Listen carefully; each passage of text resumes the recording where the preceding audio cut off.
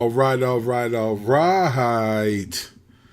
You're gonna learn today, ladies and gentlemen, boys and girls.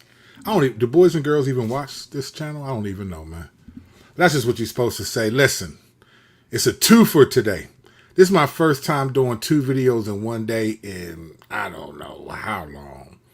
But I got hip to how to do reaction videos. I did a little research, just figured it out what works for me. And a reaction video, I like them. I love them. So I'm just going to do another one. So we're going to get into this, man. Everybody, I don't know, maybe it's not everybody. But, YouTube is the algorithm, right? That's a different conversation, what I was about to say. We ain't going to leave that. We're going to leave that alone.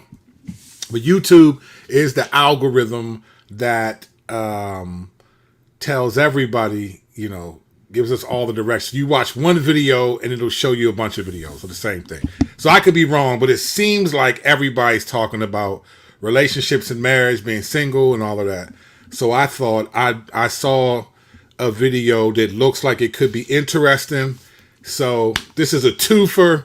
This is my second video today. I can't believe it. I never do two videos in one day, but I don't know. I'm getting stronger. Dun, dun. You can't win, Rock. You're not getting tomorrow, Rock. I'm trying to do all that. I'm trying to get in there. All right. So let's get into this video, man. The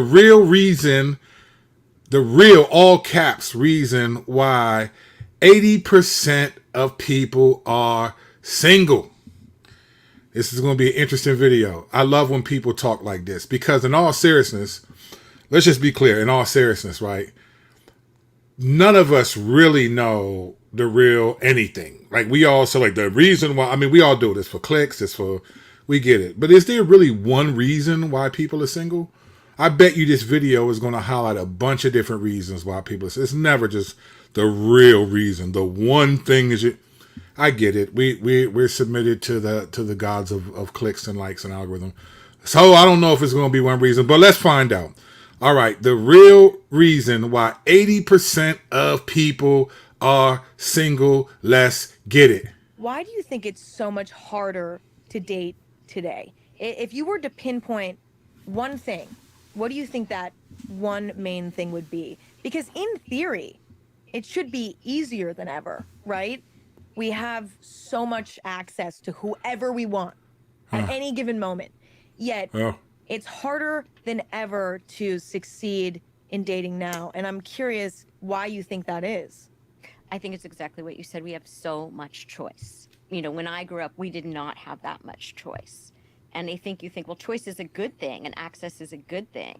But what happens is you have this illusion that there are so many other people out there. So you go on a first date with somebody, if you even get that far. Yeah. Because all the texting and the talking and the everything, the talking stage. Yes. And then you finally meet, or you go on a date, or you hang out, or whatever happens. And then it's like, yeah, I had a good time, but let me go swipe through the apps, or let me go see who else is out there. Let me see who's at this other party. And there's this idea that it's not like you're going to focus on one person if you don't feel some like amazing chemistry the first time. Yeah. And the problem is that a lot of people, if you ask people who have been together for a long time and they're really happy, they might say, yeah, I wasn't really like we had a good time, but I wasn't really like, there wasn't this like butterflies and that amazing spark the first time. And sometimes it takes hanging out with people over time. Interesting. Very, very true. It's almost like you... Hold on. All right. So she just said something that I think you need to pay attention to. All right. So she said that the reason that she just gave is because there's too many options. You have too many options. Like you meet someone, you hang out, you go on a date, but then you think, it was okay, but let me see what else is out there. So let me swipe whatever direction. I guess you swipe right to the whatever direction you go on when you go on a dating app. And she said that there's too many. Then she said, people are, if you ask people who've been in relationships for a long time, there wasn't this initial thing, this big spark, but it grew over time and so forth. But because you have so many options, you don't let things develop. That's what she's saying. I think she's right, but I think she's missing a deeper issue. And she kind of alluded to it, and maybe she's going to expose it in the rest of this video. So I could be being premature. But let me say this now, and if she says it, remember where you heard it first. Let me tell you, you know what the real reason is?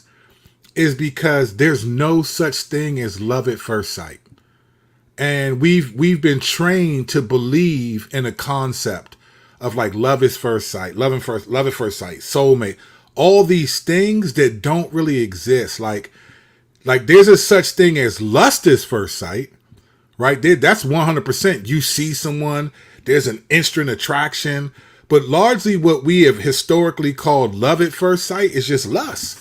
You see them and you want to touch them, you know, you want to be intimate with them. And there's a strong sexual attraction that we call love, right? That's what we typically call love.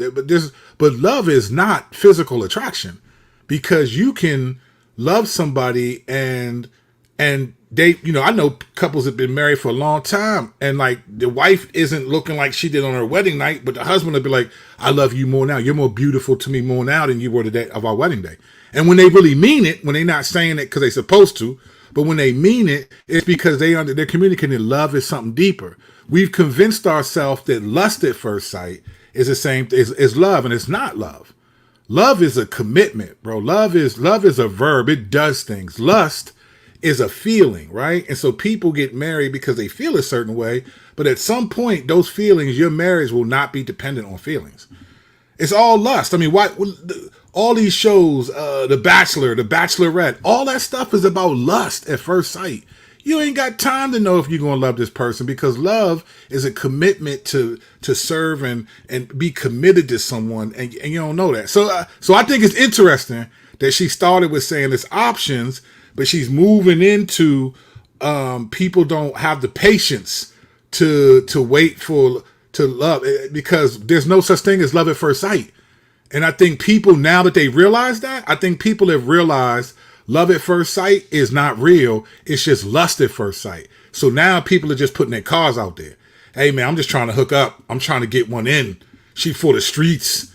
I'm trying to do this. I'm trying to do that. The only people that don't get it are people who are older to get divorced, go back in the dating world and realize nobody wants commitment, because love is too much now. People don't want love, they want lust. And that's how, but we've convinced ourselves otherwise. But what do I know? Let's see what they're talking about. Kind of have to be determined at times to make someone work. And I think, you know, we sort of are so overexposed to, you know, media that portrays perfect relationships, right? Like TV, movies, social media, we're constantly seeing perfect relationships. What I'm hearing is our expectations are unhealthily high, right? Not a word. But they're too high. They're unrealistic. And it's like what do you think is a healthy amount That's an of interesting expectation? point. Well, first of all, I think you have to have high expectations. So Yes. I don't think the problem is that the expectations are too high. I think they're high about the wrong things. Yes, absolutely. So people have very low standards when it comes to things like the character issues, reliability, trust, you know, whether you both want the same thing. So Right. She's killing it right now. Oh man, she's killing it. Right. So she said people have they're low about the character issues. And this goes back. Remember, I'm old enough to remember this phrase. Like there was a song like, why do good girls like bad boys? All this stuff from the 50s. I mean, even if you go back to like movies like Grease Lightning, right? Where it was like the T-Birds and John Travolta and Olivia Newton-John, and he was, you know, there she was, and dancing to me, summer day. It was all about he's in a gang and he's in, you know, and you get this idea that like women have been conditioned to think like, I want bad boys, nice guys finish last, and so this what she's bringing up right now is not a current phenomenon. This has been imported throughout history.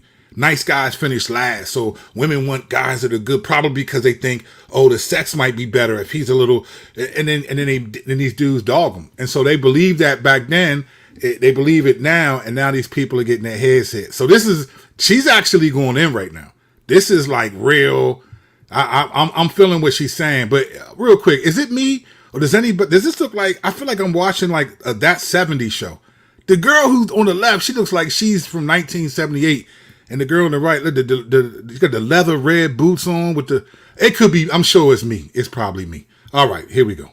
So many times I hear as a therapist, people will come in and they'll say, yeah, I really like, I'm so into this guy and I don't understand why he didn't call, and he said he would call and then he didn't, but then yeah, and we're going out again. And Yeah. it's kind of like, is this what you want to be? And why are your standards so low? Okay, interesting. Okay, yeah. So it's almost like the priorities are just all off. Yes, and they don't value enough the things that actually, when you look at studies of people who have been together for a long time, and you don't even need studies Yeah. for this, but it seems really intuitive that what you want is you want someone that you feel comfortable with.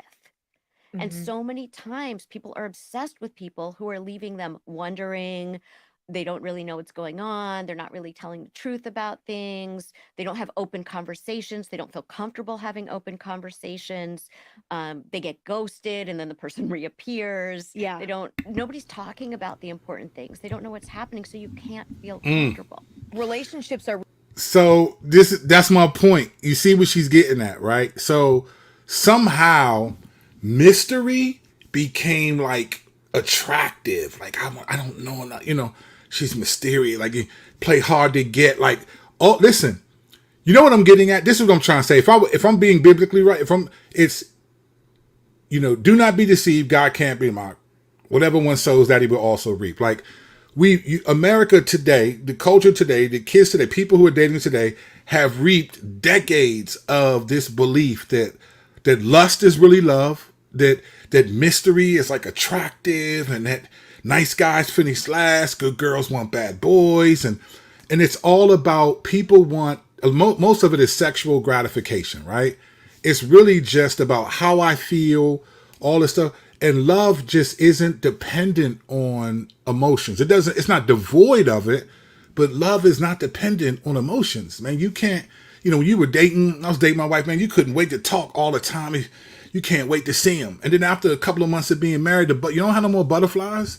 Like you just live with each other. Like the grind is real, right? Is deeper than the emotional dependency. Where lust, it needs that. It needs to be satisfied, and so it's really interesting to hear them talk, because they're talking like this is a current phenomenon, but this is actually the result of decades of people treating lust like it was love, calling it love at first sight, when really is you just see somebody, you want to have sex with them. It's attraction at first sight. You've convinced it was love. You call people soulmates, and you ain't even spend that much time together. You know how many weddings I've done as a pastor? I've done a ton of weddings where people will say stuff like this: I'm marrying my best friend. And I don't say anything, and it seems so sweet, like, oh. And I'm like, man, no, you not. Your best friend is the one who you get in the ring from. Your best man, right? Your bridesmaid. Like, you didn't just meet that dude. Like, that dude's been with you for a long time. And there's this pressure to even talk like you're marrying your best friend. And you know what? I've seen that hurt a lot of marriages, because your best friend, that's a different ballgame. When you think of a best friend, it's usually what you have in common. All the stuff you have, all these interests, same common stuff, you got the same stuff, inside jokes, all of it, your best friend. Your spouse is usually the opposite of you. So you bring different things to the table. Your spouse is often not your best friend. Now, they may become your best friend, but that's not the goal, though. My wife is not my best friend. And I don't have a problem with that. She's something greater than that. I don't need her to laugh at the same jokes, to have everything in common with me, all the stuff that you would expect from a best friend. Usually best friends are not opposites attract, they're commonalities. Marriage, though, is usually opposites attract, because you bring different gifts to the table. So this is really interesting. I'm liking this joint right now, this little video. These ladies are getting it in. All right, let's get back. I'm tired. I'm talking too much. Let's hear them talk. Let's go. really challenging. A good relationship is really, really challenging. Do you think that young people now are struggling to push through those challenging moments because there's probably someone else on a dating app that they could go find, so that they don't have to deal with that issue with this person, but still have some sort of romantic connection, right? That's a good call. Do you think young people are giving up sooner because they don't really have to fight? Like there's so many other options out there. Have you noticed that? Yeah, I think that when people hear the word work, that turns them off. Yeah, Because of nobody course. wants to think like relationships are work. But what they do take is they take intentionality and effort. And so if you're not paying attention in the That's relationship love, or the the other work person part, isn't she's paying saying. attention, then yeah, you're going to feel lonely. You're going to feel dissatisfied. You're going to feel like this isn't fun anymore. And so I think people don't then push through that. They don't say, Yeah. hey, this is what's going on. And or if they notice it, it's too late. So many people wait until things are really bad and then they just break up instead of saying, what if we had addressed this when this first started? What would have happened then? And then they think, oh, Do you know how many times I meet with people and they could have got to me like 6 months ago? What she's talking about in a marriage is this like all of us, this is a thing, like we all struggle with perception. We all want to look like we have it together, right? And so we'll do that up until like there's no way you can stop the water from the dam bursting. And then you realize you get help. And then all of a sudden it's almost like too late. What she's saying, she's a therapist, but she's on point. Like people don't deal with the work of it. They just think it should be effortless. And then when it no longer is, it's a wrap. I need to have a new effortless relationship. And there's just no such thing. It's just crazy. oh, I'm going to go off and find someone else. And it's always so easy in the beginning with someone There you else. go. It's There it always is. so fun. It's always so, it's like, this is exciting. And they say, oh, it was so bad in my last relationship. And Yeah. look, it compared to this. And then they get to that hard point again. Boom. And it's kind of like if a fight breaks out in every bar you're going to, maybe it's you, right? Yes. And so at a certain point you have to say, wait a minute, this is happening every time. Right. Maybe it's me. Maybe I am not Maybe it's Maybelline. really looking at how I can show up in a relationship. Yes. When people come to therapy, they're always like, oh, I want to change the other person. Like the other person is doing this and how can I get them to change? Yeah. As opposed to, what do I need to do to show up as my best self in this relationship, and then see if that influences how the other person is. Slim, let me tell you something. I don't know if she's a believer. I just did an earlier video today about Peter asking this question. How many times must I forgive when someone sins against me? 7 times. There is I'll just say this because I said it in the video. You can go back and check the video. It's in the Kirk Kennedy's Corner playlist. I did it earlier today. She just said something that I think is spot on. Most people, they always think the issue is the other person. Like everyone thinks they're a better good person than their spouse or whatever. I said this in the last video. When someone's like corrects you, brings something up you did wrong, you criticizes you, and you be like, yeah, but what about you? Like, look, you do it too. Like that whole thing is because you're offended that they're critiquing you and you think you're a better good person than them. And so you start saying, well, you do stuff too. And it becomes a mess. Like she's killing it right now. Like, no, very, very rarely have I in 15 years of being a pastor, 20 years of counseling, have I had someone sit down and say, hey, Pastor Kirk, can you help? Like our marriage is in trouble and I'm the one. Can you help me do me better? Can you help me honor the Lord? No, it's always what the other one is doing. And it's almost like if you sin against me, then I have a right to sin back against you. Man, this lady, I don't know what this lady believes, but she's killing it right now. This is some good count. This is a therapist. I usually think therapists are out to just keep you coming because you put their kids through school. But she's killing it right now. Let's see what she's talking about. I think what's interesting too about dating now is that social media sort of brings out narcissistic traits in people. Obviously, having narcissistic traits doesn't make you a narcissist necessarily, but those traits also make dating really challenging, right? Do you think that is playing a role in making dating more challenging for young people? Oh, absolutely. I think social media is kind of like promotes this cancel culture in dating. Yes. So it's kind of like, this person did this. They're a narcissist. It's like, right. Or this person is gaslighting me. Yeah. Actually, they just have a different perspective. Oh my gosh. Right? Yeah, So that's people true. misuse these terms like narcissist, boundaries. People think that a boundary is you tell someone you want this and they must obey that. And if they don't, then forget it. All bets are off. I'm Yes. out of here. Yes. As opposed to, well, can we discuss why this is important to you? And can we discuss what also works for me? But there's this idea of if you are not getting your needs met, and the definition of that is if the other person isn't doing exactly what I want them to do, then this is not a healthy relationship. Man, hey, listen. I don't know who this lady is, but she is on point like the Scarecrow in the Wizard of Oz. She's on point, just both directions. That's a lot of it is that. I don't think people realize what cultural context we live in. And it's not just young people. We keep acting like, well, it's the Gen Zers. We're all affected by this age of entitlement.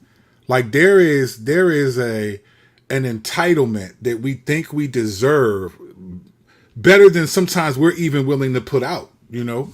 We just think we deserve these things, and when we don't get them, it's fascinating to see this stuff. Like all that she said about gaslighting and all that, man, people be abusing them terms. Like, you know what's funny?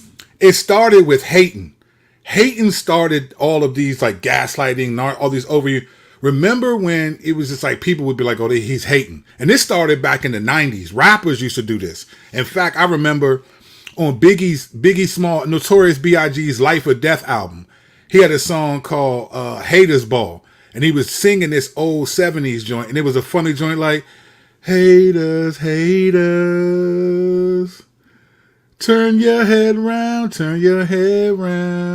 stay on the ground, you've been robbed. But it was this whole idea that like if people disagree with you or dislike your music or whatever talent you have, they're haters.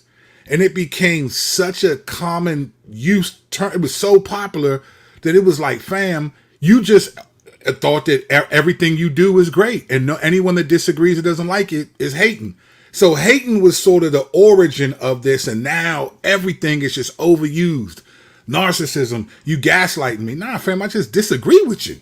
What am I going to... I've had to tell so many people, fam, like I'll do a video like this, right? Someone will reply in the comment section and expect me to write a dissertation back. And I'm just like, fam, that's not what I said. Or you're just gaslighting me. And it's like, bro, I don't even know you. Like, what do I care what you think that I'm gaslighting you for? Like, I don't even, I'm when they say gaslight, I immediately go to the flashlight. It's just crazy right now, but let's keep going.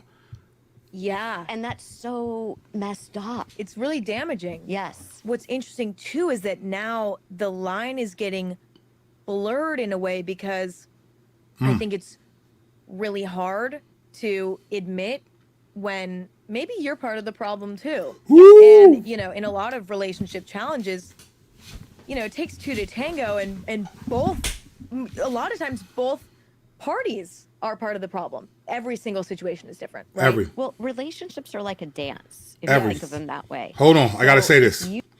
Listen, if you're a believer, listen. If you're married, right, and your spouse sins against you, they initiate a pick a fight. You was just chilling. You might have been even praying and crying out to the Lord, and they come home and they sin against you. If you sin back to God, you got your sin matters. Your sin count. You sinned. You might be like, no, but I was just chilling and they came home. To God, you sin back. Like, it's just like everybody's a part of the problem. And most of the time when marriages don't work is because it's almost always, or any relationship, it's almost always because one person does not think they're the problem. Now, I'm not saying there aren't times when someone else is clear. There's abusive relationships. Don't get me wrong. That's not what we're talking about. We're not talking about those because everybody always goes to the extreme. Well, what about the situation? Of course, man. We understand that. We're not talking about when there's physical or significant psychological, emotional abuse. We're not talking about that. We're just saying in the day-to-day relationships and most marriages, most situations are not abusive. They're only abusive because you don't feel like being talked to a certain way or that somebody else does. They're not all that way. So let's not act like they're all that way. But what she's saying is everyone's at fault. And I think that's a thought that everyone doesn't believe. You change your dance steps the other person is going to either have to change their dance steps too, or they'll just fall flat on the floor. Yep. So people think, well, I don't want to go first. This person needs to do this in order for me to act that way toward them. And that's just so backward. You need to change and do the thing you want to do, how you want to be, and see what happens if the other person's going to change their dance steps or not. You know what? You know what's funny? What she's just saying? She said what Jesus said. Treat Matthew 7:12. Do unto others as you would have them do to you. For this is the law and the prophets. That's all she's saying. You treat them the way you want to be treated. That's what she's saying. That's Matthew 7:12. Jesus is all over this joint. Which gives you really good information. And I think the problem, going back to what you're saying about this idea of I need this in a relationship, and if they don't do that, you know, in my book, I talk about the difference between idiot compassion and wise compassion. So idiot compassion is what we do with our friends. We say, listen to what my partner did. Listen to what this person did. And we're like, yeah, they're wrong. You're right. You deserve better. You go, girl. Yeah. Wow. Right? Wow, That's what we say to our wow. friends, 'cause Everyone deep down. I call it surviving your spouse, right? When you just be like, people like, hey, how's it going? Man, I'm just, as if like you in chains and whips and you just surviving your spouse and just, you ain't doing nothing wrong, but your spouse have just, man. So she calls it idiot compassion. I call it surviving your spouse. But I like idiot compassion. I might take that joint. Down, you're like, ugh. Yeah, you're like, I you kinda did think what? this way. Yeah, you're like, you might need to apologize in your head, but you can't say Yes. that. Yeah, that's very true. Yeah, Wow. or I can see the other side of this, but you don't say that to your friend. Yeah. Say Because it, you think please. you're being supportive by saying, like, you're amazing, you deserve everything. No, you don't. How dare they do You that deserve to God's or say wrath for that real. to you. Yep. In therapy, what you get is wise compassion, not idiot compassion. Not all so therapists, wise for real. compassion is where we hold up a mirror to you and we help you to see something about your role in the situation that maybe you haven't been willing or able to see. And it's not saying you're to blame for this. It's to say two Right. people are interacting. That's key. That's key. We're not saying you're to blame, but two people are interacting. If you're a believer, it's your spouse is not the standard. Jesus is, the scripture is. So if you don't meet the standard, doesn't matter to God. When you stand before God, it's not going to be like you, your spouse, and it's going to be you and the Lord. He's going to ask you, why didn't you obey me? Well, they said, but why didn't you do it? It's like it's not about who started it. It's not even about who finishes it. It's about who, as a believer, who's trying to honor the Lord. That's what it's about. And let's look at what you're doing. Even if the other person is doing something that clearly they shouldn't be doing, how do you respond to that? Yes. Are you stonewalling? Are you like not talking to them? Are you freezing them out? Are you yelling at them? Are you then retaliating? What are you doing Yeah. in response that is just making the situation worse? Man, oh man, that is a good video. I bang with that joint. I thought, I didn't know what I was going to think, but I thought that was a good video. It just is, bro. I'm telling you, man. Like marriage among Christians is complicated because we don't have a vertical obedience evaluation grid. We just don't. Marriage is tough and parenting is tough because it's all about the standard that our spouses and children, they're not keeping our standard. They're not keeping our standard. Let me ask you a serious question. This is for believers. You're not a believer. Thank you for watching. Hit the like and subscribe button. I promise you. But if you're a believer, let me ask you a real question. I might do a video on this. I know I'm going to do a sermon on this in my church. So let me ask you a real question. Why do you correct people? Like, why do you correct your spouse or your children or, you know, your coworkers, whatever? Like when you correct them, if you share a thought with them, why do you do that? Like, why do you do that? I bet you the vast majority of you, and I know I've done this a ton, you correct people because they've irritated you. How many people do you correct because you're worried that they're not honoring the Lord? How many times have you said, hey, can I share a thought with you? Because I remember in Galatians 2, In Galatians 2, when Peter was eating with the Gentiles and he saw James and the Judaizers coming, and he got up and walked away because he was eating with Gentiles. And then Barnabas and other Jews got up and walked away.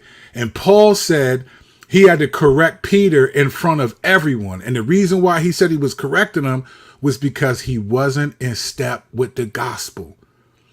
Most of the time when we correct people and we fight with we correct our children or our siblings or whatever, is because you're not meeting my standard. You're getting on my nerves. It's not, and sometimes my standard is not God's. I might think I don't want you to do that, and it's not a sin to the Lord. It's not that big of a deal. You would be so shocked how many situations, how many relationships, how many arguments happen because you fail to keep that person's standard, but they're not the standard the Lord is. We don't even correct people unto the Lord. We correct people unto us. And then it just becomes crazy. That was a good video. I mean, I could go on for days. Right now I'm working on a book called Traumatic Redemption, Traumatic Faith. But as soon as I finish that book, I got the 5 hurt languages lined up. It's a book on marriage. I want to get to that. I'm looking forward to it. Hey, man, I'm liking these reaction videos. I like these. These are good. I'm going to keep them up. You know what I'm saying? Like and subscribe to the channel, man. Give me a super chat. Do something, man. Golly. If nothing else, man, get this. Stream this album. If you don't like it, I will give you all the money back I make from you streaming this album. So go get this album. It's everywhere. Amazon, iTunes, whatever. Wherever you get music from. All the Spotify, all of them. Spotify, all of them. Wherever you get music from, go get that project. If you don't like it, I'll give you back what I make from your stream. All right? Appreciate you. Keep me going. I'm going to keep you going. Kirk Kennedy. I'm out of here, y'all. Grace and peace.